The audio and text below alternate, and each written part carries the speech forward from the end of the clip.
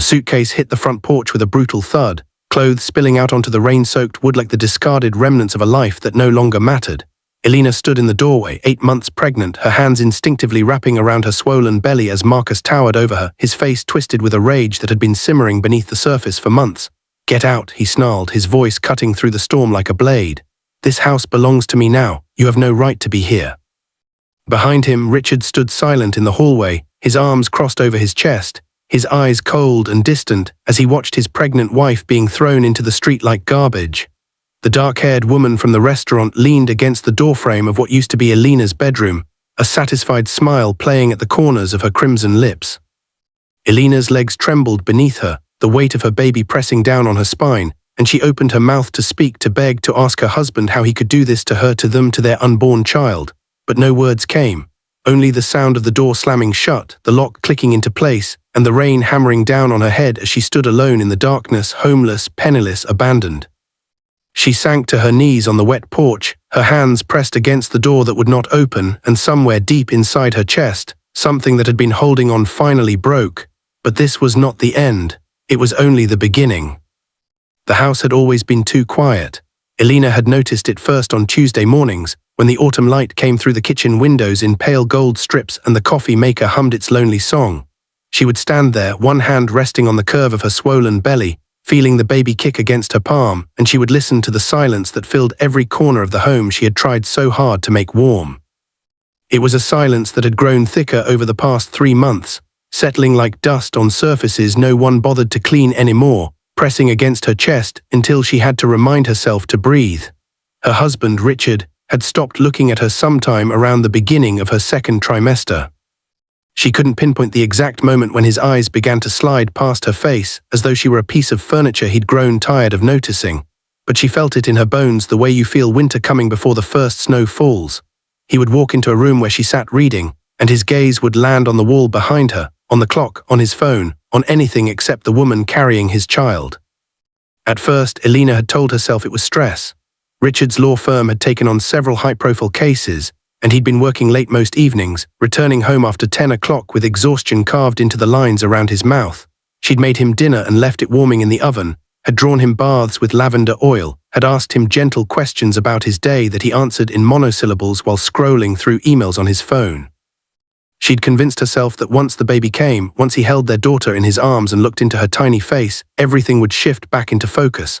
They would be a family. He would remember how to smile at her again. But there were signs she couldn't ignore, small fractures in the facade of their life together that widened a little more each day. The way he flinched when she touched his shoulder. The way he'd started sleeping on the far edge of their bed, his back turned toward her like a wall. The way his phone was always face down on the table now, always locked, always buzzing with messages he would glance at with an expression she couldn't quite read, but that made something cold unfurl in her stomach. Then there was Marcus, Richard's 23-year-old son from his first marriage. Marcus had never liked Elena, had made that clear from the moment Richard introduced them 4 years ago. She'd been 31 then, Richard 47, and Marcus had looked at her with undisguised contempt, his jaw tight, his eyes hard and assessing. "Gold digger," he'd muttered under his breath at their wedding reception, loud enough for her to hear but quiet enough that Richard missed it. Over the years, Marcus had perfected the art of subtle cruelty, of comments that could be dismissed as jokes if she protested, of looks that made her feel small and unwelcome in her own home. But lately his hostility had taken on a different quality, something sharper and more purposeful. He'd started coming to the house more often, sometimes when Richard wasn't even home, letting himself in with his key and walking through the rooms as though he were conducting an inventory. He would stand in the doorway of the nursery Elena had been slowly decorating, his arms crossed over his chest, watching her fold tiny onesies with an expression that made her skin prickle with unease. "You've really committed to this, haven't you?" he'd said last week, his voice flat and cold. Elena had looked up from the crib she was assembling, her hands trembling slightly as she held the Allen wrench. "Of course I have," she'd replied, trying to keep her voice steady. "This is my baby." Marcus had smiled then, a smile that didn't reach his eyes, that seemed to contain some private knowledge she wasn't privy to. "Right," he'd said slowly, drawing the word out like taffy. "Your baby." He'd left without another word, and Elena had stood there in the half-finished nursery, surrounded by soft blankets and stuffed animals, feeling something dark and unnamed coil around her heart. She'd wanted to tell Richard about these visits, about the way Marcus made her feel unsafe in her own home, but every time she tried to bring it up, Richard would wave her concerns away with an impatient gesture. "He's my son, Elena. He has every right to visit his father's house. The emphasis on his father's house never escaped her notice, the subtle reminder that despite 4 years of marriage, despite the baby growing inside her, this place had never truly been hers. The woman had appeared 2 months ago. Elena had seen her first at a restaurant where she'd gone to meet Richard for lunch, a rare concession he'd made after she'd practically begged him to spend an hour with her outside the house. She'd arrived early and had been waiting at their table when she saw Richard walk in through the front door, his phone pressed to his ear, his expression animated in a way she hadn't seen in months. He was smiling, actually smiling, and as he talked he'd glanced around the restaurant as though looking for someone. His eyes had passed right over Elena and landed on a woman sitting alone at the bar, a woman with dark hair that fell in glossy waves past her shoulders and red lipstick that made her mouth look like a wound. Richard's face had done something strange then, had softened and tightened at the same time, and for just a moment, just a heartbeat, his gaze had connected with the woman's and something had passed between them, something that made Elena's breath catch in her throat. Then he'd seen Elena waving at him and the expression had vanished, replaced by the tired indifference she'd grown accustomed to. She'd asked him about it over barely touched salads. Who was that woman at the bar? Richard had looked up from his phone, irritation flickering across his features. What woman? Elena had described her, had watched his face carefully for any sign of recognition, of guilt, of anything. I have no idea, he'd said with a shrug. I don't notice every person in a restaurant, Elena. But she'd seen the way his hand had tightened around his fork, had seen the muscle jumping in his jaw, and she'd known he was lying. She'd known it the way you know when a storm is coming, when the air pressure changes and the birds stop singing and everything goes still and waiting. The lunch had ended in tense silence, Richard checking his watch every few minutes until he could make his excuses and leave, pecking her cheek with a kiss that felt like an obligation rather than affection. Elena had sat there alone for another 20 minutes, watching the dark-haired woman at the bar order another drink, watching the way she smiled at her phone, watching the way she seemed completely comfortable in a space that had made Elena feel like an intruder. After that, Elena started noticing the woman everywhere. At the grocery store, standing 2 aisles over, pretending to examine boxes of cereal while watching Elena load prenatal vitamins into her cart. At the coffee shop near their house, sitting in the corner with a laptop open but her eyes fixed on the window, tracking Elena's movements as she walked past on her morning walk. Outside the doctor's office after Elena's prenatal appointment, leaning against a silver BMW, talking on her phone but following Elena with her gaze as she climbed awkwardly into her own car. The woman never approached her, never spoke to her, but her presence had become a constant shadow, a reminder that Elena was being observed, assessed, judged by someone who seemed to know more about Elena's life than Elena did herself. Once, Elena had gathered enough courage to mention it to Richard. I think someone's following me, she'd said one evening as they sat in the living room, the television playing to fill the silence between them. Richard hadn't even looked up from his laptop. You're paranoid, Elena. Pregnancy hormones can do that to you. She'd wanted to argue, to insist that what she was experiencing was real, but the dismissive tone in his voice had made her swallow the words back down. The baby kicked hard against Elena's ribs, pulling her back to the present moment, to the kitchen where she stood alone in the fading afternoon light. She pressed both hands against her belly, feeling the solid weight of her daughter moving inside her, and tried to push down the fear that had been building in her chest like water rising in a locked room. Something was wrong. Something was coming. She could feel it in the way Richard avoided her eyes, in the way Marcus watched her with that calculating smile, in the way the dark-haired woman appeared and disappeared like a ghost haunting the edges of her life.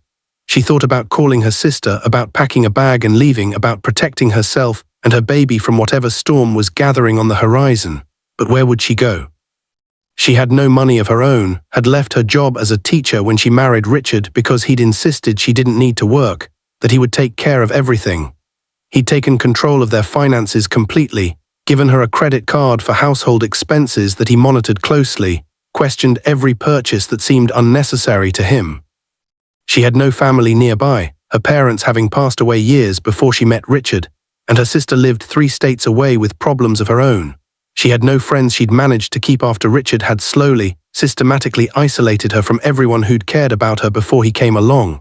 The invitations to dinner parties had been declined so many times that people stopped extending them. The girls' nights out had been met with Richard's subtle disapproval, his comments about how she should be home taking care of the house, taking care of him, until she'd started making excuses herself rather than deal with his silent judgment when she returned. She was trapped, and somewhere deep in her bones, in the ancient animal part of her brain that understood danger before conscious thought could name it, Elena knew that she was running out of time. The house was too quiet, yes, but it was the kind of quiet that comes before something breaks, before something shatters, before the world as you know it comes crashing down around your ears. She placed her hand on the kitchen counter to steady herself, her wedding ring catching the last rays of sunlight, and she tried to remember what it felt like to be safe. But the memory wouldn't come. It was as distant and unreachable as the woman she used to be before she became Mrs. Richard Harrington, before she became the obstacle that stood between a son and his inheritance, before she became the target painted on someone else's carefully drawn map. The baby kicked again, insistent, demanding alive, and Elena whispered into the gathering darkness of her kitchen, "I won't let them hurt you, I promise." But even as she said it, she wondered if it was a promise she had the power to keep. Outside, the first drops of rain began to fall, tapping against the windows like fingers trying to get in, and Elena felt the walls of her carefully constructed life beginning to close in around her tighter and tighter, until she could barely breathe. The lawyer's office smelled like leather and old money, the kind of place where lives were dismantled with the stroke of a pen and the shuffle of papers across mahogany desks. Elena sat in the chair across from Richard's attorney, Michael Brennan, her hands folded protectively over her belly, trying to make sense of the words coming out of his mouth. "Prenuptial agreement," he was saying, his voice clinical and detached, as though he were discussing a business transaction rather than the destruction of a woman's entire existence. "Your signature here indicates you waived all rights to marital property, spousal support, and any claim to Mr. Harrington's estate in the event of separation or divorce." Elena stared at the document he'd slid across the desk, at the signature at the bottom that looked like hers but couldn't possibly be hers because she'd never signed anything like this, had never agreed to walk away from her marriage with nothing. "I don't understand," she whispered, her voice barely audible over the sound of her heart hammering against her ribs. "I never signed this." Michael Brennan's expression didn't change, didn't soften with even a shred of sympathy. "The signature has been verified by 3 separate handwriting experts, Mrs. Harrington, and the document was notarized on the day of your wedding." He paused, letting the implications settle over her like a shroud. "Mr. Harrington has filed for divorce. You have 30 days to vacate the property." The room tilted sideways, the edges of Elena's vision going dark and fuzzy as the words penetrated through the fog of disbelief. Divorce, 30 days, vacate. She thought about the nursery she'd spent months preparing, about the tiny clothes hanging in the closet, about the life she'd built or thought she'd built inside those walls. "What about the baby?" she managed to ask, her hands pressing harder against her stomach, as if she could protect her daughter from what was coming through sheer force of will. "What about my daughter?" Brennan shuffled more papers, his movements practiced and efficient. "Mr. Harrington is requesting a paternity test upon the child's birth. Until paternity is established, he will not be providing financial support." The words hit her like physical blows, each one landing with devastating precision. They thought she'd cheated. They were going to take everything from her and leave her alone with a baby and nothing, not even the dignity of being believed. "This is insane," Elena said, her voice rising with panic. "Richard is the father. There's never been anyone else. This is Marcus, isn't it? He put Richard up to this." Brennan stood, indicating the meeting was over, that her protests meant nothing in the face of legal documents and verified signatures. "You'll be receiving the formal divorce papers within the week. I suggest you secure legal representation, Mrs. Harrington, though given the prenuptial agreement, I'm not sure what good it will do." He walked her to the door, his hand on her elbow like she was a child being escorted out of a place she didn't belong, and Elena found herself standing on the sidewalk outside the office building, the October wind cutting through her thin sweater, wondering how her life had collapsed so completely in the span of 30 minutes. She drove home in a daze, her hands shaking on the steering wheel, her mind racing through possibilities and escape routes that all led to dead ends. When she pulled into the driveway, Marcus's car was already there, parked in her usual spot like he owned the place, which she realized with growing horror he probably would soon. She walked into the house to find him in the living room with Richard and the dark-haired woman, the 3 of them sitting together like a family, like Elena was the intruder rather than the wife who'd lived here for 4 years. "What is she doing here?" Elena demanded, pointing at the woman who was now holding a glass of Richard's expensive scotch, her legs crossed elegantly on Elena's couch. Richard stood, his face a mask of cold indifference that she barely recognized. "Elena, this is Vanessa." "My fiancé," the word hung in the air like poison gas, choking off Elena's ability to breathe. "Fiancé," she repeated, the word foreign and impossible on her tongue. "Richard, we are still married." Not for long, Marcus said, standing up with that same calculated smile he'd been wearing for months. And once the divorce is final, Vanessa will be moving in, so you might want to start packing. Elena looked at Richard, searched his face for any sign of the man she'd married, the man who'd promised to love and protect her, who'd held her on their wedding night and told her she was the best thing that had ever happened to him. But that man was gone, if he'd ever existed at all. In his place stood a stranger with cold eyes and a mouth set in a hard line. "How long?" Elena asked quietly. "How long have you been planning this?" Vanessa laughed, a sound like breaking glass. "Since I met him 6 months ago, sweetheart. Did you really think a man like Richard would stay tied to someone like you forever?" She stood, moving closer to Elena with predatory grace. "You were convenient, a placeholder, but now you're just in the way." Elena's vision blurred with tears she refused to let fall, refused to give them the satisfaction of seeing her break. "I'm pregnant with his child," she said, her voice trembling but defiant. "You can't just throw me out." Marcus moved toward her then, and something in his expression made Elena take a step back toward the door. "Actually," he said softly, dangerously, "we can do whatever we want. This house belongs to my father, and my father wants you gone." Richard said nothing, just stood there watching as his son backed Elena toward the hallway, as Vanessa smiled from the couch like she was watching an entertaining show. "I have rights," Elena insisted, even as her voice wavered. "I'm his wife, I'm carrying his baby." But even as she said it, she knew it didn't matter. The prenuptial agreement, real or forged, had stripped her of any legal standing. The paternity challenge would keep her in limbo for months, maybe years. They'd thought of everything, planned every angle, and she'd been too naive, too trusting, too in love to see it coming. That night, after Marcus had physically removed her belongings and thrown them onto the front porch, after Richard had stood silent and unmoved while she begged him to remember their life together, after the locks had been changed and the door slammed in her face, Elena found herself driving aimlessly through the dark streets of a city that suddenly felt hostile and unfamiliar. She had nowhere to go, no one to call, no money except the $50 in her wallet and a credit card that had probably already been cancelled. The baby kicked hard against her ribs, reminding her that she wasn't just surviving for herself anymore, that she had to find shelter, had to find safety for the tiny life depending on her. She thought about her sister 3 states away, about the shelter downtown that she'd once volunteered at before Richard had discouraged her community involvement, about sleeping in her car until she could figure out what to do next. But exhaustion was pulling at her like an anchor, the stress and shock of the day finally catching up to her body that was already working overtime to grow a human being. She pulled off at a scenic overlook about 30 miles outside the city, a place she and Richard had come once during their first year of marriage when everything had still felt possible and bright. The overlook sat on a cliff edge, with a view of the valley below that was breathtaking in daylight and ominous in the dark. Elena turned off the engine and sat there in the silence, her hands on her belly, trying to find some reserve of strength she wasn't sure she possessed. She must have dozed off because the next thing she knew, someone was tapping on her window. She jolted awake, her heart racing, and saw Marcus standing outside her car, his face illuminated by the glow of his phone. Panic flooded through her veins. How had he found her? Why was he here? She locked the doors, but Marcus was already moving around to the passenger side, and before she could start the engine, he'd smashed the window with a rock, glass exploding inward in a shower of glittering fragments. "No," Elena screamed, but Marcus was already reaching through the broken window, unlocking the door, pulling it open. "Did you really think you could just drive away?" he snarled, grabbing her arm and yanking her out of the car with brutal force. Elena stumbled, her pregnant body unbalanced and clumsy, and fell hard onto the gravel. Pain shot through her knees and palms as she hit the ground, but worse was the terror coursing through her as Marcus dragged her to her feet and started pulling her toward the edge of the cliff. "Stop," she sobbed, trying to wrench her arm free, but his grip was iron and relentless. "Marcus, please," the baby. But he wasn't listening, wasn't stopping, was hauling her closer and closer to the precipice where the ground dropped away into darkness. "You should have left when you had the chance," he hissed into her ear. "You should have signed the papers and disappeared quietly, but you had to make this difficult." Elena's feet scrambled for purchase on the loose gravel, her free hand reaching back toward her car, toward anything that might save her. "Richard," she screamed into the night, even though she knew he wasn't there, knew he wouldn't come even if he could hear her.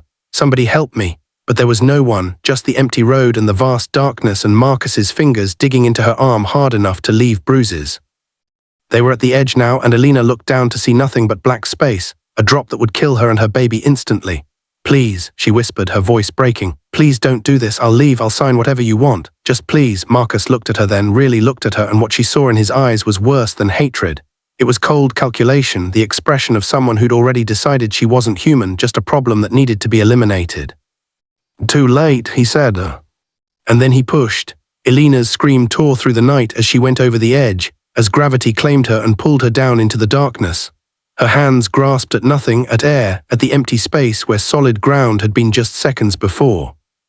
Time seemed to slow and stretch, and in that endless moment of falling she thought about her daughter who would never be born, about her mother who died too young, about all the moments of her life that had led her to this cliff edge with a man who hated her enough to kill.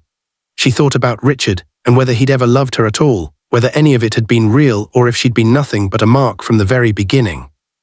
The ground rushed up to meet her, but instead of rock she hit water, the impact knocking the air from her lungs and the consciousness from her mind. The river below the cliff was shallow in summer but swollen with autumn rain, and its current caught Elena's body and dragged her downstream, away from the cliff, and away from Marcus who stood at the edge above, watching to make sure she didn't resurface.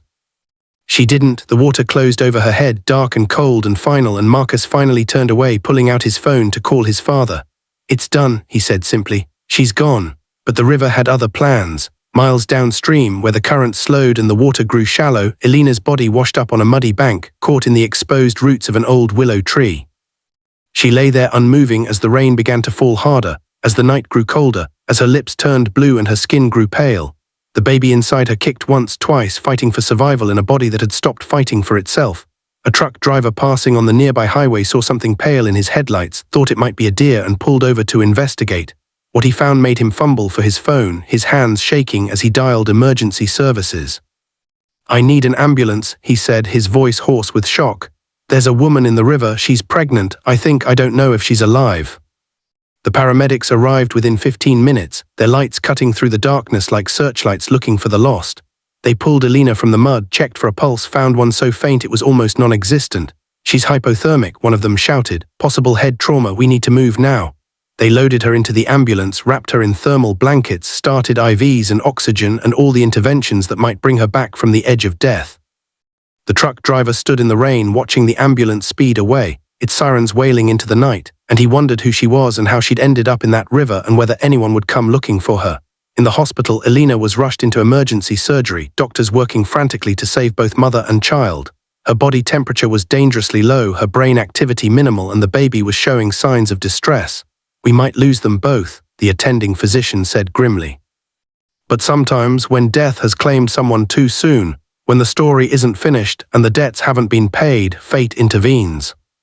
Elena's heart, which had stopped twice on the operating table, suddenly resumed its steady rhythm. The baby's distress signals stabilized. Against all odds, against all medical probability, they both survived, but survival came with a price. When Elena finally opened her eyes 3 days later in a hospital bed she didn't recognize, in a room filled with machines that beeped and hummed, she had no idea where she was or how she'd gotten there. The nurse who came when she stirred smiled with relief. "You're awake," she said gently. "You're very lucky to be alive." Elena stared at her, confused, frightened, trying to piece together fragments of memory that wouldn't quite connect. She remembered rain and darkness and falling, remembered cold water closing over her head, remembered a man's face twisted with hatred. But when she tried to recall his name, tried to remember who he was and why he'd pushed her, she found only blankness, a void where those memories should have been. "Who am I?" Elena whispered, her voice raw and damaged from the water she'd inhaled. The nurse's smile faltered. "You don't remember?" Elena shook her head, panic rising in her chest. I can't." Her hands went to her belly, finding it still swollen with life. "The baby," the nurse squeezed her hand reassuringly. "Your baby is fine, strong heartbeat, good movement, you're about 32 weeks along." But Elena felt no relief, only mounting terror as she realized she couldn't remember getting pregnant, couldn't remember the father, couldn't remember anything except fragments of fear and falling. "We found no identification on you," the nurse continued. "No wallet, no phone, the police are trying to figure out who you are." And somewhere 30 miles away, in a house that no longer belonged to her, Marcus was raising a glass of champagne with his father and Vanessa, celebrating the successful removal of an obstacle. "To new beginnings," Richard said, clinking his glass against his son's. None of them knew that Elena had survived. None of them knew that she'd washed up on that riverbank with death in her lungs but life still beating in her heart. None of them knew that fate had given her something they hadn't counted on, a second chance. She should have died that night on the cliff edge, should have been just another unfortunate accident, another pregnant woman who'd driven too close to the edge in a moment of despair. But fate, it seemed, had another plan. And when Elena's memory finally returned, when she remembered everything they'd done to her and everything they'd taken, there would be a reckoning. The phoenix was rising from the ashes. And she was coming for them all. The hospital social worker's name was Margaret Chen, and she had kind eyes that had seen too much suffering to be shocked by anything anymore. She sat beside Elena's bed with a clipboard and a gentle voice, trying to coax information from a woman who had none to give. "Do you remember anything at all?" Margaret asked for what felt like the 100th time. "A name, a place, anything that might help us identify you." Elena closed her eyes, searching the blank spaces in her mind where her life should have been, finding only shadows and fragments that dissolved when she tried to grasp them. "Water," she whispered. "I remember being in water, cold, dark, someone pushed me." Her hands went protectively to her belly, to the life that still moved and kicked inside her despite everything. "Someone tried to kill us." Margaret's pen paused on her notepad, her expression shifting from professional concern to something sharper, more alert. "You remember being pushed?" Elena nodded, tears sliding down her cheeks as the memory surfaced like something drowning finally breaking through to air. "A man, his face was, I can see it but I can't." Frustration choked off her words. The face was right there in her mind, familiar and hateful, but his name, his identity, everything that would connect him to her past remained locked behind a door her damaged brain couldn't open. "It's okay," Margaret said softly, reaching out to squeeze Elena's hand. "The doctors say your memory loss is likely temporary, caused by the head trauma and hypothermia. It could come back in pieces or all at once, but right now we need to focus on keeping you and your baby safe." As she paused, choosing her next words carefully, "The police believe whoever did this thinks you're dead. And maybe, for now, that's the safest thing for everyone to believe." The words settled over Elena like a blanket, heavy and suffocating but also strangely protective. Dead, they thought she was dead. The man who'd pushed her, the people who'd wanted her gone, they all thought they'd succeeded. "What happens to me?" Elena asked, her voice small and frightened. "What happens to my baby?" Margaret set down her clipboard and leaned forward, her expression fierce with determination. "You survive," she said firmly. "You heal, you get strong. And when you're ready, when your memory comes back, then you decide what justice looks like." She reached into her bag and pulled out a business card, but instead of handing it to Elena, she flipped it over and wrote a phone number on the back. "This is my personal cell. I'm not supposed to do this, but I've been working with abuse victims for 15 years, and I know attempted murder when I see one. If you need help, real help, you call me. It doesn't matter what time, doesn't matter what day, you call me." Elena took the card with trembling fingers, and for the first time since she'd woken up in this sterile room with no past and no future, she felt something other than terror. She felt the tiniest spark of hope. Over the next 3 weeks, Elena's body healed faster than her mind. The bruises faded from purple to green to yellow and finally disappeared. The cuts on her hands and knees scabbed over and left faint pink scars. Her baby continued to grow, strong and determined, kicking up storms against Elena's ribs as though reminding her that they were fighters, both of them, survivors who refused to surrender to the darkness that had tried to claim them. But her memory remained fractured, offering her only pieces of a puzzle she couldn't quite assemble. She remembered a large house with too many empty rooms. She remembered a kitchen where she'd stood alone watching light move across the floor. She remembered feeling trapped, isolated, watched by hostile eyes. But names, faces, specific events remained frustratingly out of reach, like trying to remember a dream that dissolves the moment you wake. Margaret came to visit 3 times a week, always bringing small gifts, books, warm socks, chocolate that Elena craved with the intensity of her pregnancy. But more than that, she brought information. "The hospital has agreed to keep you registered as Jane Doe," she explained during one visit. "No records will be released without your explicit consent, and I've been in touch with a women's shelter that specializes in helping survivors start over. They can provide temporary housing after you're discharged, help with documentation, job training, everything you'll need." Elena listened, her hands folded over her belly, trying to imagine a future that felt impossible from this hospital bed. "What if my memory comes back and whoever tried to kill me finds out I'm alive?" Margaret's expression hardened. "Then we make sure you're somewhere they can't reach you. We give you a new identity, a new life. We make you disappear so completely that even if they looked, they'd never find you." The baby came early, 3 weeks before her due date, on a November morning when frost painted the hospital windows with delicate crystals of ice. Elena woke to contractions that felt like her body was trying to tear itself apart, and within hours she was in the delivery room, gripping the rails of the bed and screaming through pain that seemed to have no end. "You're doing great," the nurse kept saying, but Elena didn't feel great, felt like she was dying all over again, drowning in agony instead of river water. But then after hours that felt like years, after pushing until she thought her body would break, she heard it. The thin, angry wail of a newborn taking her first breath. "It's a girl," the doctor announced, and suddenly there was a tiny, perfect human being placed on Elena's chest, red-faced and furious and absolutely beautiful. Elena looked down at her daughter, at the dark hair plastered to her small head.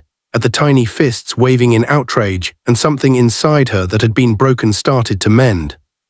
"Hello," she whispered, tears streaming down her face. "Hello, my little fighter, we made it, we're here." She counted 10 fingers and 10 toes, marveled at the delicate seashell ears and the rosebud mouth, and felt a love so fierce and primal that it bordered on violence. This was hers. This tiny person was hers to protect, hers to raise, hers to love with every atom of her being. No one would ever take her baby away. No one would ever hurt either of them again. She would die before she let that happen, but fate, it seemed, had not finished testing her. 2 days after the birth, while Elena was still in the hospital recovering from an emergency C-section that had saved her daughter's life, Margaret came into her room with an expression Elena had learned to dread.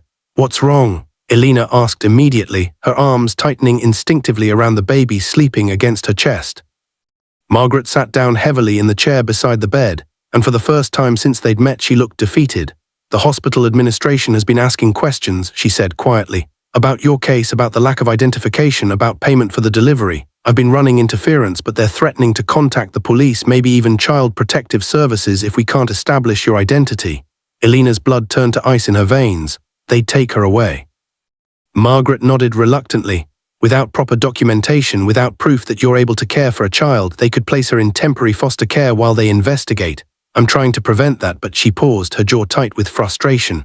"The system isn't designed to help people who fall through the cracks. It's designed to process them, categorize them, file them away. And right now, you and your baby are a problem without an easy solution."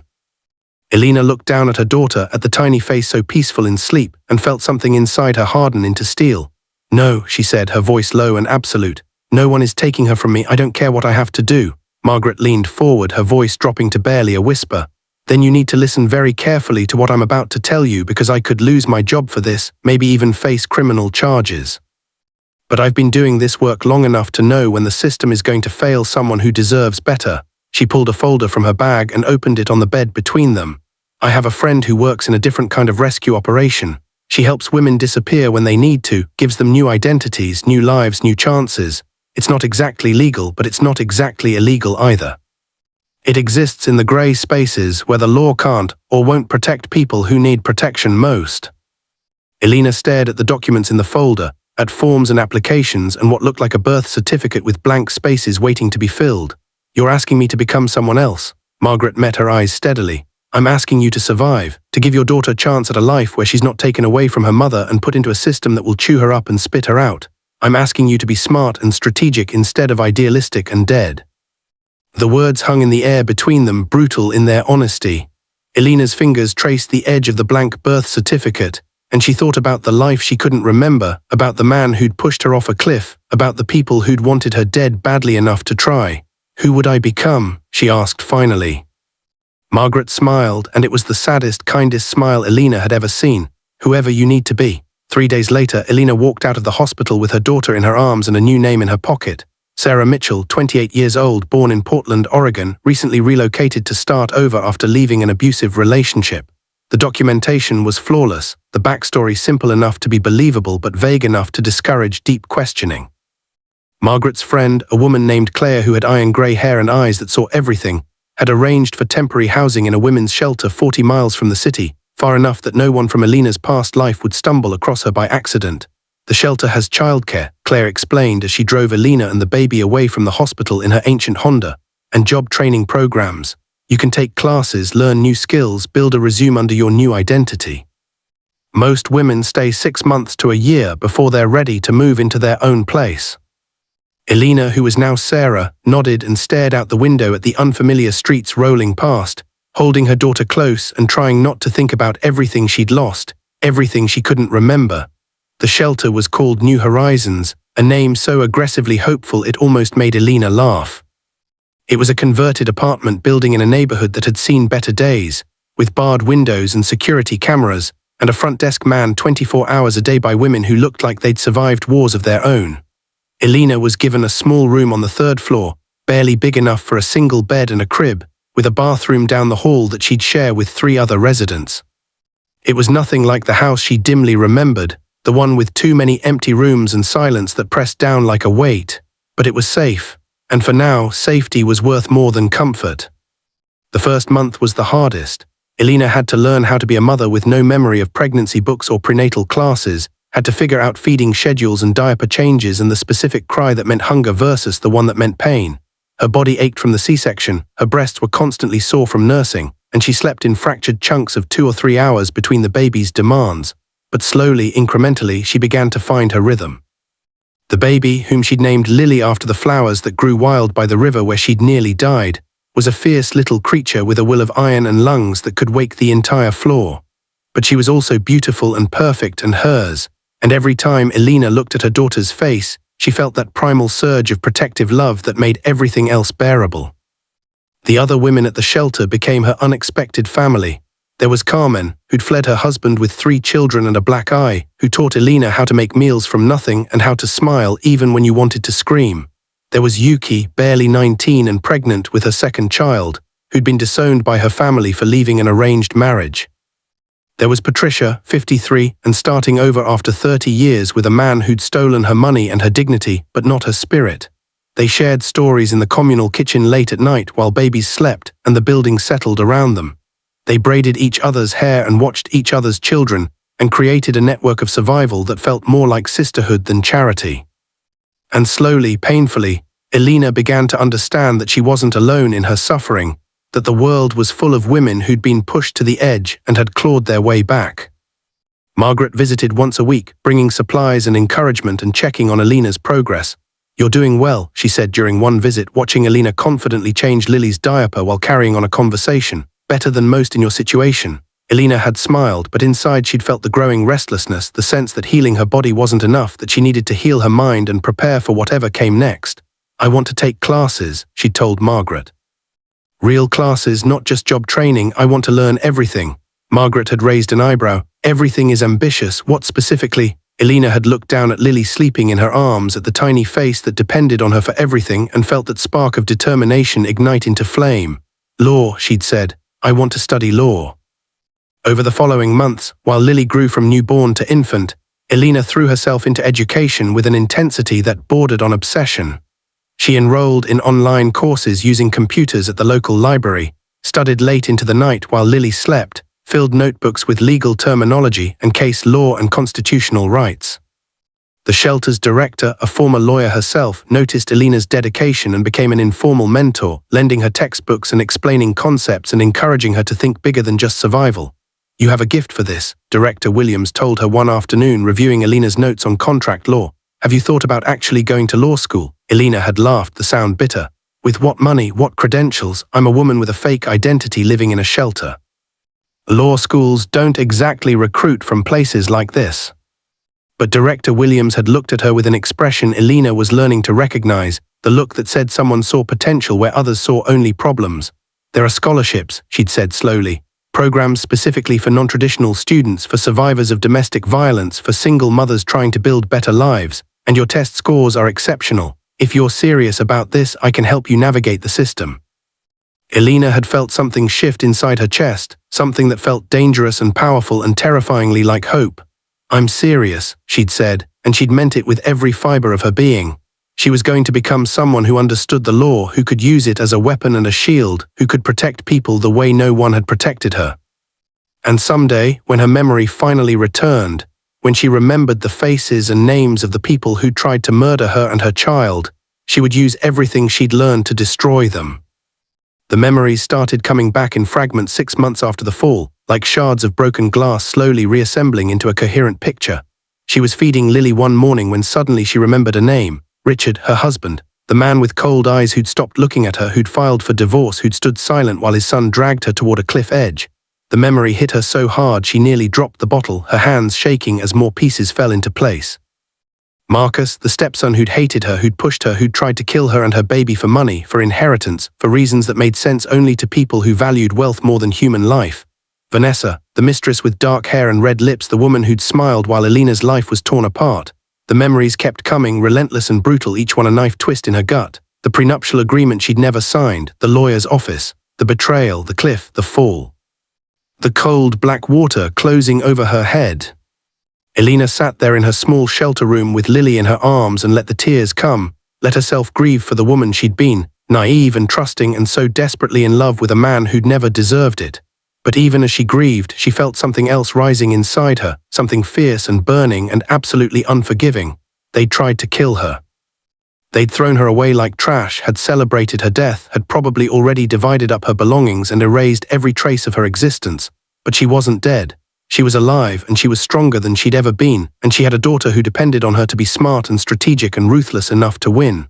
Elena wiped her tears and looked down at Lily, who was watching her with those serious dark eyes that seemed to understand everything. "They're going to pay," she whispered to her daughter. "Every single one of them is going to pay for what they did to us." She didn't tell Margaret about the returned memories right away, didn't tell anyone except Director Williams, who listened to the whole story with a face like carved stone. "You could go to the police," Williams had said when Elena finished. "Attempted murder, fraud, conspiracy, you have a case." But Elena had shaken her head. "The police would need evidence I don't have, my word against theirs, and I'm a woman with a fake identity who was living on the streets when they found me." "Who do you think they'll believe? Richard Harrington, respected lawyer with money and connections, or Sarah Mitchell, homeless single mother with convenient amnesia?" Williams had nodded slowly, understanding the calculation. "So what do you do?" Elena had smiled, and it was not a kind smile, not forgiving or gentle or anything resembling mercy. "I become someone they can't dismiss. I become someone with power and credentials and the knowledge to dismantle their lives the way they tried to dismantle mine. I get into law school, I pass the bar, I build a career and a reputation that's unassailable. And then, when I'm ready, when I'm strong enough that they can't hurt me anymore, I come for them." The next 2 years passed in a blur of studying and working and raising Lily, of building a life from nothing and watching her daughter grow from baby to toddler, with the same fierce determination Elena poured into everything else. She took the LSAT and scored in the 98th percentile. She applied to law schools and got accepted to 3 with full scholarships, eventually choosing a prestigious program 2 states away from where Richard and Marcus thought she died. She moved into student housing with Lily, juggled classes and childcare and part-time work, slept 4 hours a night and drank coffee like it was oxygen. She made law review, graduated near the top of her class and passed the bar exam on her first try. And through it all, she never forgot, never forgave, never stopped planning. She was no longer Elena Harrington, the naive woman who'd believed in love and trust and happy endings. She was Sarah Mitchell, attorney at law, single mother, survivor. She was the phoenix rising from the ashes of her own death, and she was coming for them all. Sarah Mitchell's law firm was called Phoenix Legal Associates, a name she'd chosen with deliberate irony that no one except her would ever fully appreciate. It occupied the 15th floor of a glass tower in the heart of the city she'd fled 3 years ago, the city where she'd died and been reborn, and from her corner office she could see the building that housed Richard Harrington's prestigious firm just 4 blocks away. She'd engineered this proximity carefully, had turned down offers from firms in other cities specifically so she could set up practice here in the belly of the beast, close enough to watch and wait and plan her next move. Her reputation had grown quickly in legal circles, built on a foundation of aggressive litigation and an uncanny ability to dismantle opposing counsel's arguments with surgical precision. She specialized in family law and estate disputes, cases involving fraud and inheritance, and the kind of domestic betrayals that most lawyers found too messy to touch. But Sarah understood mess, understood betrayal at a molecular level, and she used that understanding like a weapon. Lily was 3 now, a bright, fearless child who attended an expensive preschool that Sarah could barely afford even with her growing income. Every morning, Sarah would drop her daughter off and feel that familiar surge of protective fury, the reminder of why she was doing this, why she'd spent 3 years building a new life and a new identity instead of running as far away as possible. Lily deserved justice for the attempt on her life before she was even born. Lily deserved to know that her mother was strong enough to fight back, smart enough to win, and Sarah was going to give her both. The first move came 6 months after Sarah established her practice, when she engineered a seemingly chance encounter at a legal conference downtown. She'd learned Richard's schedule through careful research, knew he'd be attending the keynote speech on corporate litigation, and she'd positioned herself in the lobby where he'd have to walk past her to reach the conference room. When he appeared, looking older than she remembered but still carrying himself with that same arrogant confidence, Sarah felt her heart hammer against her ribs, but kept her expression neutral, professional, uninterested. She was standing with a group of other attorneys, laughing at something one of them had said, when Richard walked by with 2 associates. His eyes passed over her once, dismissive, then snapped back as something in his subconscious registered recognition. Sarah felt his gaze like a physical touch, felt him studying her face, her hair that was now cut short and dyed darker, her body that had lost the softness of pregnancy and gained the sharp angles of someone who ran 5 miles every morning and ate meals standing up at her kitchen counter. She looked nothing like Elena, but something in the architecture of her face, some echo of the woman he'd tried to erase, made him pause. Their eyes met for just a moment, and Sarah smiled politely, the way you smile at a stranger you have no interest in knowing, before turning back to her conversation. But in that brief connection she saw it, confusion flickering across his features, uncertainty, the faintest shadow of doubt. It was enough, it was a beginning. Over the following weeks, Sarah made sure to appear in Richard's orbit with increasing frequency, always at professional events, always surrounded by colleagues, always successful and confident and completely untouchable. She joined the same bar association he belonged to, attended the same charity galas, even took a case against one of his firm's junior partners and won decisively. Each time she saw him, she made sure he saw her too, made sure that nagging sense of recognition grew stronger, made sure he started to wonder and doubt and lose sleep over a woman who looked too much like his dead ex-wife to be coincidence, but too different to be possible. She was haunting him while still alive, weaponizing his guilt and paranoia, and it was working. She knew it was working when Marcus showed up at her office unannounced one afternoon, walking past her receptionist with the same entitled confidence he'd always possessed. Sarah had been expecting this, had prepared for it, and when he appeared in her doorway she looked up from her desk with cool professional courtesy. "Can I help you?" Marcus stood there staring at her, his face pale, his hands clenched at his sides. "Who are you?" he demanded, his voice tight with something that might have been fear. Sarah raised an eyebrow, channeling every ounce of ice-cold composure she'd cultivated over 3 years of survival. "Sarah Mitchell, attorney at law, and you are?" She knew exactly who he was, could see his face in her nightmares every time she closed her eyes, could feel his hands on her arms dragging her toward the cliff edge. But she made her expression politely puzzled, as though he were a stranger behaving strangely, as though his presence meant nothing to her at all. Marcus moved closer, studying her face with an intensity that made her skin crawl. "You look like someone," he said slowly. "Someone I used to know." Sarah leaned back in her chair, her posture relaxed even though her heart was racing. "I get that sometimes. Apparently I have one of those faces. Now, if you don't have actual legal business, I'm going to have to ask you to leave." But Marcus didn't leave, continued to stare at her with growing agitation. "Elena," he said suddenly, testing the name like a weapon. "You look like Elena Harrington." Sarah let herself pause, let a small frown crease her forehead as though trying to place the name. "I'm sorry, I don't know who that is, should I?" The uncertainty in Marcus's expression deepened into something closer to panic. "She was my father's wife. She died 3 years ago, fell off a cliff." Sarah widened her eyes with appropriate shock and sympathy. "How terrible. I'm very sorry for your loss, but as you can see, I'm very much alive and very much not this Elena person. Now please, I have work to do." She picked up her phone and pressed the intercom. "Security, I need someone to escort a visitor out of my office." Marcus backed toward the door, but his eyes never left her face, searching for proof of the impossible, for evidence that the woman he'd murdered had somehow survived and come back. "This isn't over," he said, and there was a threat in his voice that made Sarah's blood run cold despite her careful composure. She waited until he was gone, until she heard the elevator doors close before allowing herself to shake.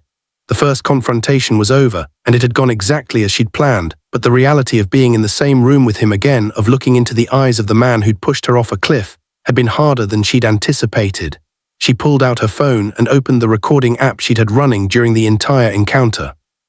Every word Marcus had said was now documented, including his mention of Elena falling off a cliff, details that the official story had claimed was an accident, but that his tone and body language suggested was something else entirely.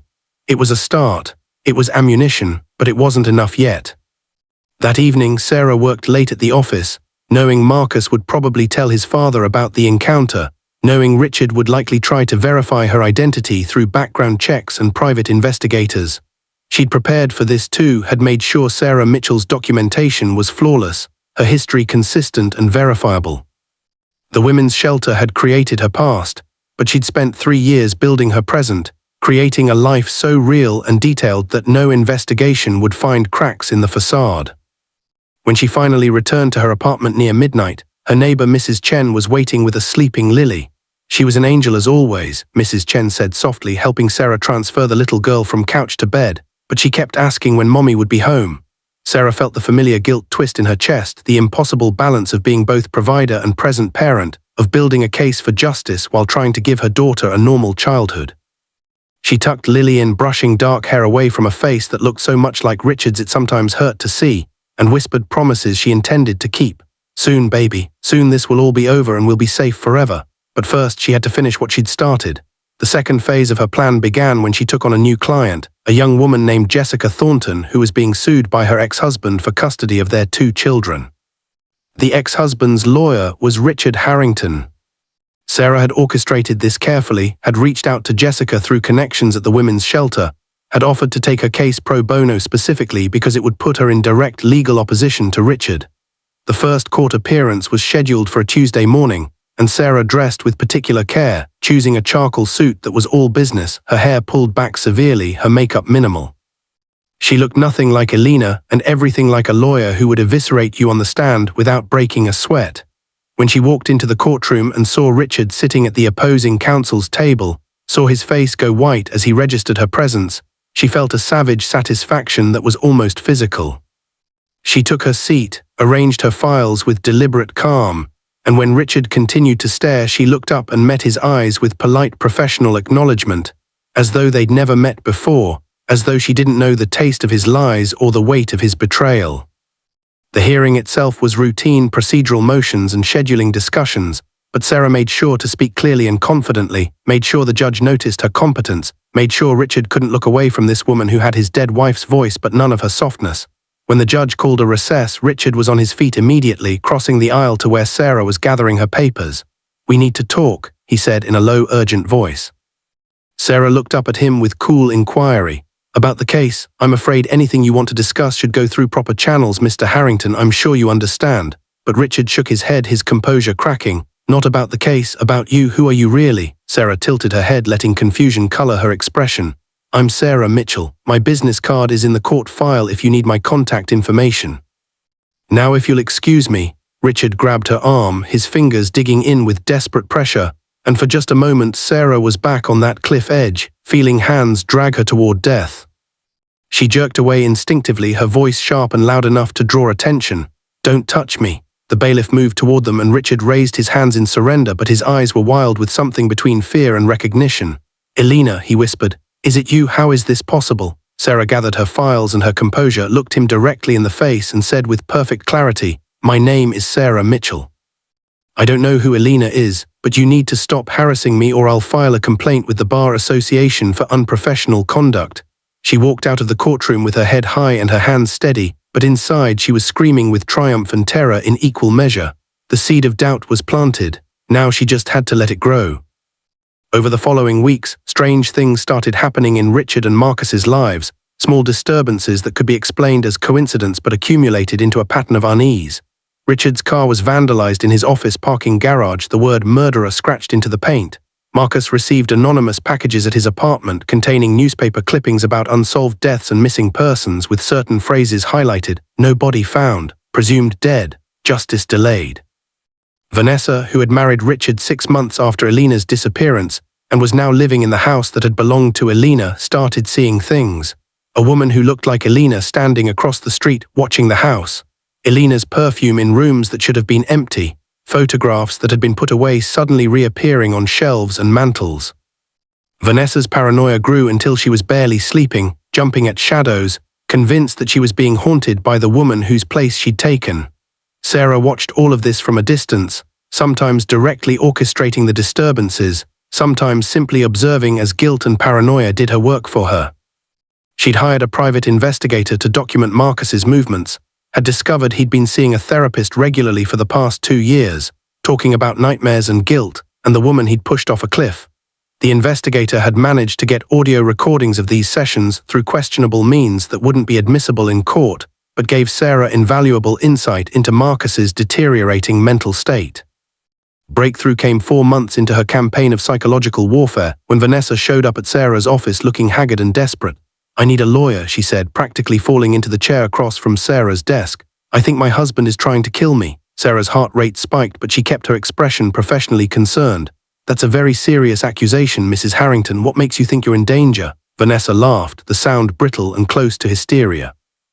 "Because he's done it before. His first wife, Elena, they said she fell, said it was an accident, but I know the truth. Marcus pushed her. Richard paid him to do it. And now that I'm asking questions, now that I'm threatening to go to the police, I think they're going to do the same to me. Sarah leaned forward, every muscle in her body tense with focus. Mrs. Harrington, I need you to be very clear. Are you saying your husband and his son murdered his previous wife? Vanessa nodded, tears streaming down her face. I found documents, emails between Richard and Marcus planning it, talking about the insurance money, about how to make it look like an accident. Richard was going to divorce her, but the prenuptial agreement he'd forged wouldn't hold up in court. Elena would have gotten half of everything, so they decided it would be easier to just get rid of her. She pulled a USB drive from her purse with shaking hands. I made copies. Everything is here, but I don't know what to do with it. I don't know who to trust, and I'm so scared that... Her voice broke into sobs. Sarah took the USB drive, her hands remarkably steady considering the earthquake happening inside her chest. You did the right thing coming to me, Mrs. Harrington. Let me look at these documents and then we'll discuss your options for both protection and prosecution. She paused, letting her professional mask slip just slightly. Can I ask you something? Did you know about the plan before it happened? Were you complicit? Vanessa's face crumpled. I knew Richard wanted out of the marriage. I knew Marcus hated her, but I swear I didn't know they were planning to kill her until after it was done. Richard told me she'd had an accident, that she'd driven off a cliff in a storm, and I believed him because I wanted to believe him, because I was in love with him and I didn't want to see what he really was. She looked up at Sarah with red-rimmed eyes. I'm not innocent. I helped him celebrate her death. I moved into her house and slept in her bed and raised my champagne glass to new beginnings while her body was probably still cold. I'm guilty of being a monster, just not a murderer, but I won't protect them anymore, not when I realized I'm next on the list. Sarah stood, moved around the desk, and did something she'd never planned to do. She let the mask drop completely. Mrs. Harrington, Vanessa, I need to tell you something. My name isn't Sarah Mitchell. She watched understanding dawn slowly across Vanessa's face, watched shock replace fear, watched the impossible truth settle over her like a shroud. No, Vanessa whispered. You can't be, you're dead. Sarah smiled, and it was the coldest, most unforgiving smile she'd ever worn. I should be. Your husband and his son made sure of that. They pushed me off a cliff while I was 8 months pregnant. They left me for dead in a river, but I survived, and I've spent the last 3 years becoming strong enough to take everything from them the way they tried to take everything from me. Vanessa stared at her, horror and something like awe fighting for dominance on her face. What are you going to do?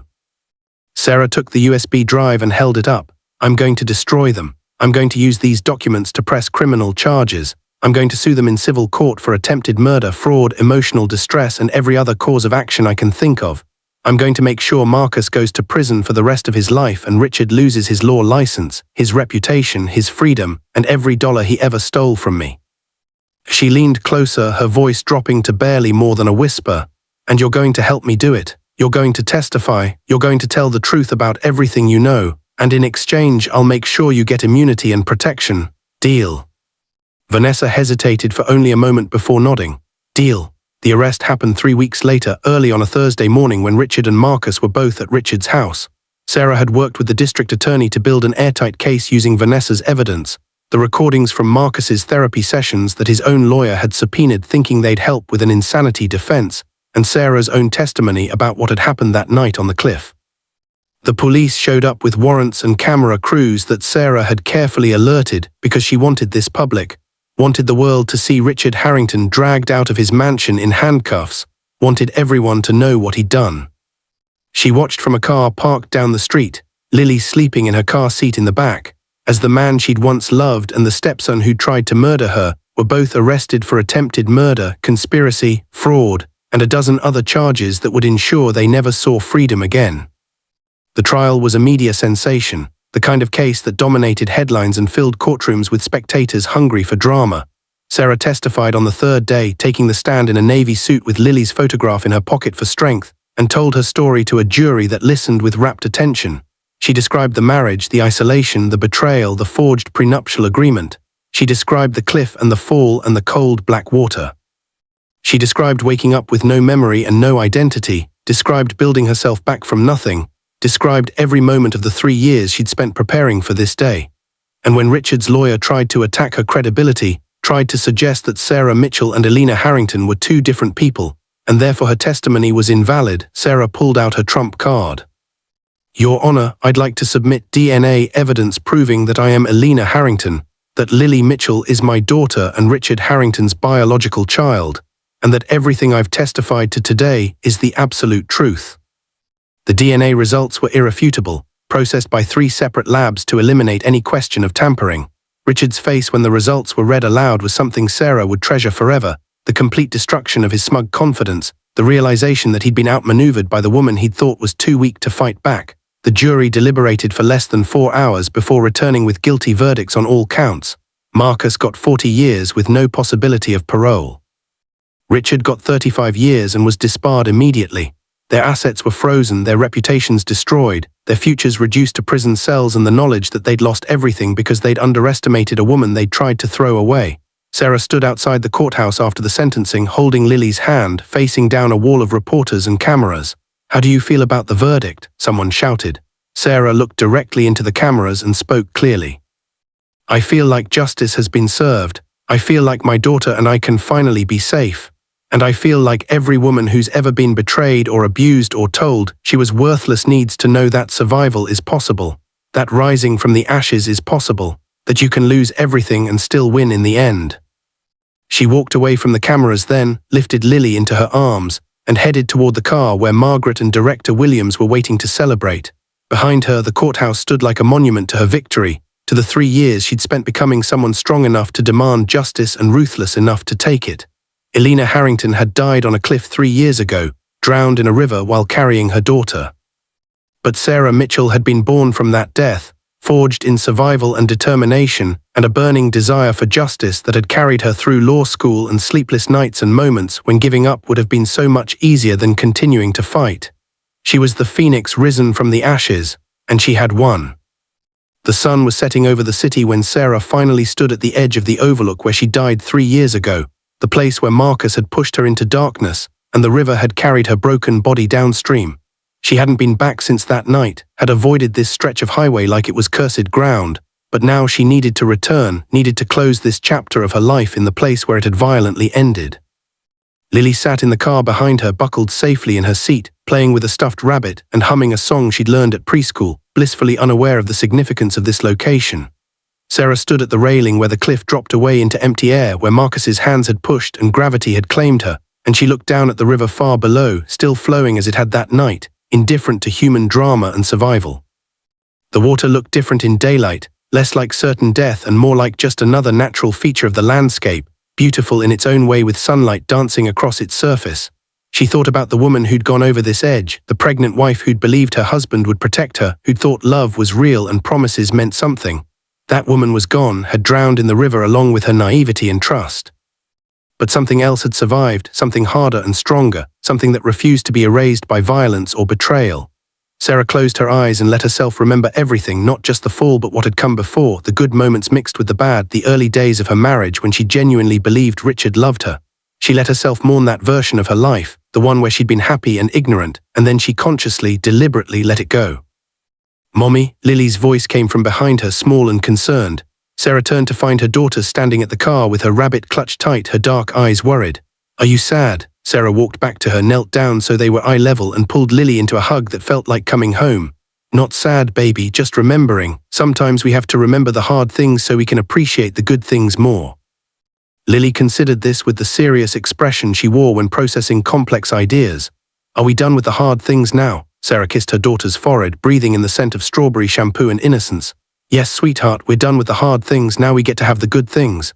She carried Lily back to the car, buckled her in, and took one last look at the cliff edge before driving away. She wouldn't need to come back here again. This place had no power over her anymore.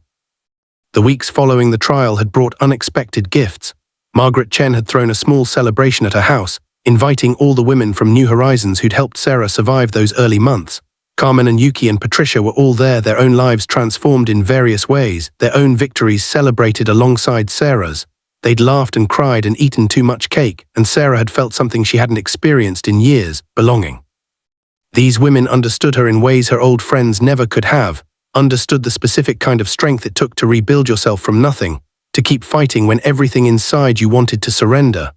They were her tribe, her chosen family, and she knew that no matter what happened next in her life, she would always have this network of fierce, unbreakable women standing behind her.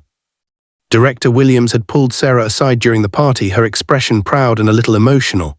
"I always knew you were special," she'd said, "but watching what you've accomplished, watching you transform pain into purpose has been one of the great privileges of my career." She'd handed Sarah an envelope, and inside was a check large enough to make Sarah's breath catch. "What is this?" Williams had smiled. "A grant from the foundation I run for survivors of domestic violence. You're going to use it to expand your practice, to hire more lawyers, to help more women who need someone to fight for them. Phoenix Legal Associates is going to become something bigger than just your personal victory. It's going to be a beacon for everyone who's ever been told they were powerless." Sarah had accepted the check with trembling hands and a promise she intended to keep. "I won't let you down." Within 3 months, Phoenix Legal Associates had moved to a larger office and hired 2 additional attorneys, both women with their own survival stories and fierce dedication to justice. Sarah's reputation had grown exponentially after the trial, and clients sought her out specifically because they knew she understood what it meant to fight against impossible odds.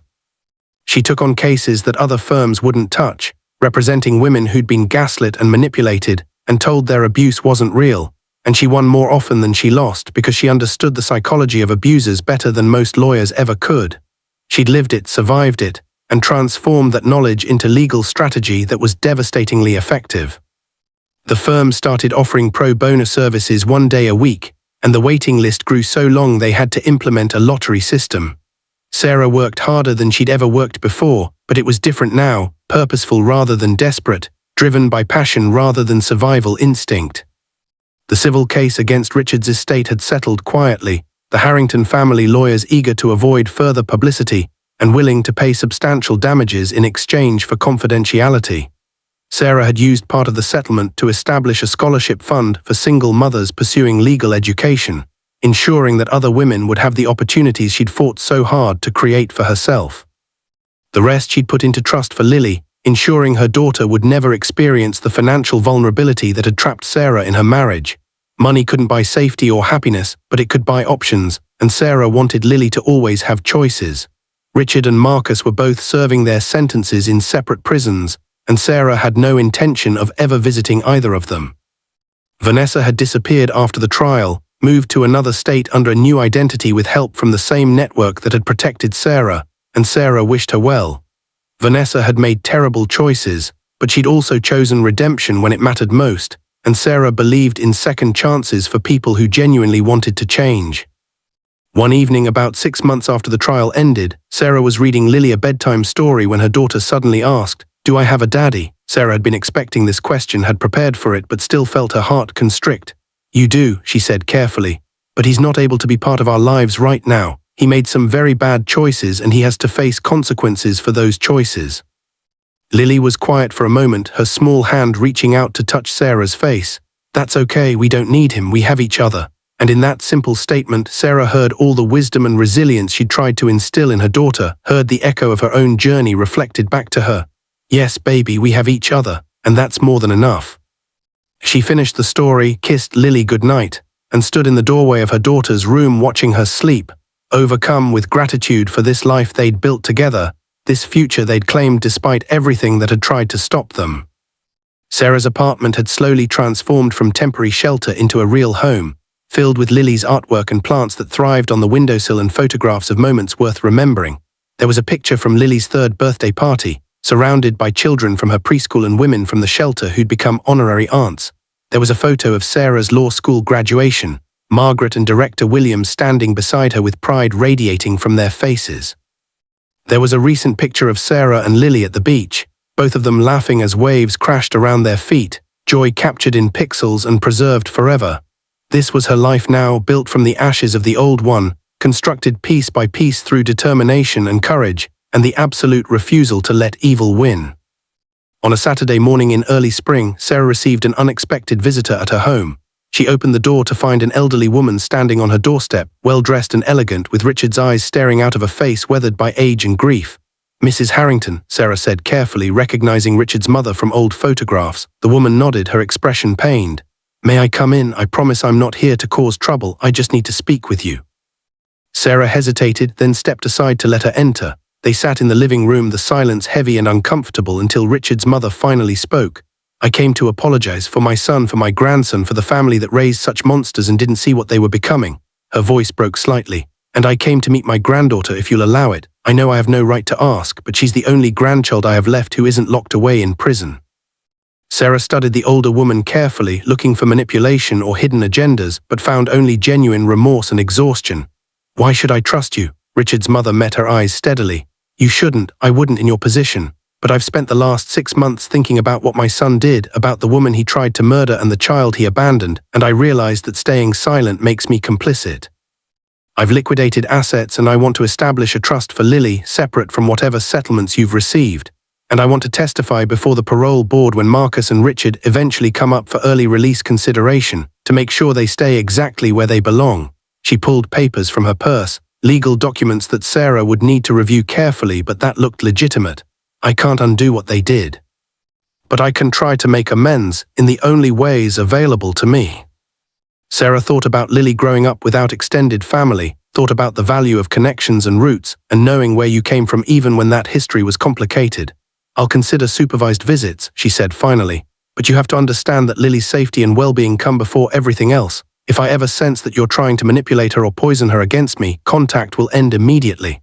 Richard's mother nodded, tears streaming down her face. That's more than I deserve, thank you.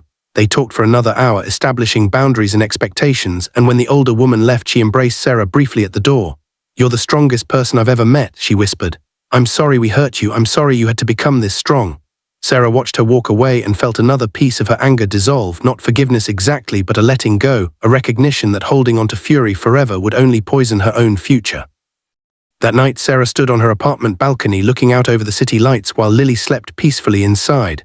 She thought about the woman she'd been and the woman she'd become, about the death and rebirth that had defined her last 3 years, about the justice she'd claimed and the life she'd built. She thought about all the women at New Horizons and the clients who walked through her office door, about the epidemic of violence and betrayal that society too often ignored or minimized. She thought about her responsibility now, as someone who'd survived and thrived, to keep fighting not just for herself but for everyone who couldn't fight alone. The night air was cool against her skin, carrying the scent of rain and possibility. Tomorrow she would wake up early and go for her morning run. She would drop Lily at preschool and head to the office where 3 new clients were scheduled for consultations. She would work late preparing for a custody hearing where a father was trying to claim his abuse had been exaggerated.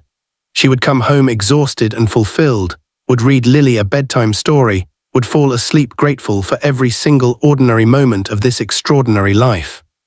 Sarah Mitchell, who had once been Elena Harrington, who had died and been reborn in the cold waters of a river, stood on her balcony and looked toward the future with hope burning bright in her chest. She was a phoenix risen from the ashes.